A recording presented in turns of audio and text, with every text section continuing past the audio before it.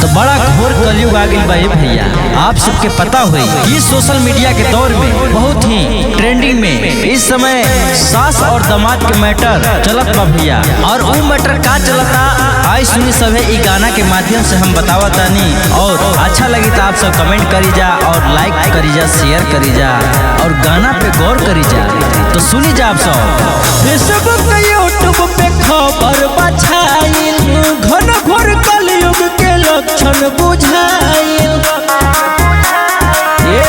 सुना Facebook YouTube पे खबर बयाइल, घन घोर कलयुग के लक्षण बुझाइल। सोशल मीडिया पे वायरल भइल सीधा कि सास भइल दामादे पर फिदा, कि सास भइल दामादे पे फिदा, कि सास भइल दामादे पे फिदा, कि सास भइल दामादे पे फिदा।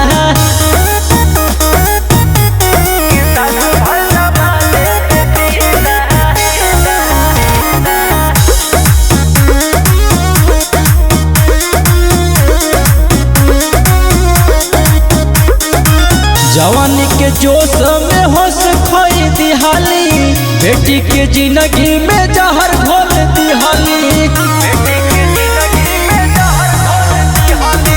जवानी के जोश में होश खोई दिहाली, बेटी के जिंदगी में जहर घोल देली। वायरल भइल बाई अलीगढ़ के किस्सा कि सास भइल दामादे पर फिदा, कि सास भइल दामादे पर फिदा, कि सास भइल दामादे पर फिदा, कि सास भइल दामादे पर फिदा।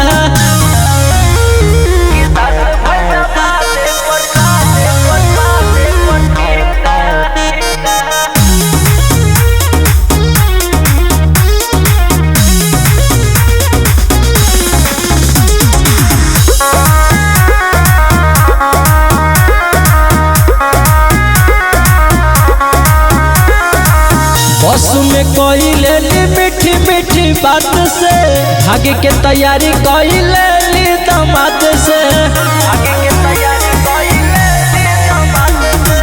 बस में कोई लेली मीठी मीठी बात से, भागे के तैयारी कोई लेली दामाद से। गजबे दोनों के बाला के तरीका कि सास भइल